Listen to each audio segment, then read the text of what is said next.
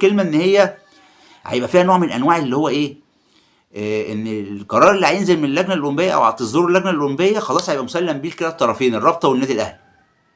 لا، لو القرار مش في صالحي ما سلمش بيه.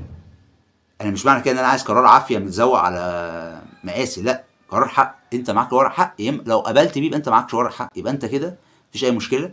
الناس دي كلها بتاعت الدوري ناس كويسه، واللي بتلعب في الدوري معانا الفرقه دي كلها ناس كويسه ومحترمه، كل الناس دي محترمه.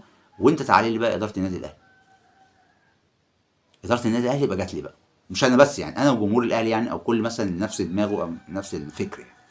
تعالى لي بقى هنا، ايه بقى اللي انت عملته ده؟ مين اللي كان الجبنه؟ ورقك سليم ويتحط قدام التخين واللجنه الاولمبيه ما اديتكش حقك، تكمل وتطلع على الفيفا، تدي شكوى في الفيفا، بعد كده المحكمه الرياضيه مع الكاس، كمل بقى، شوف انت الطريق لحد ايه يعني.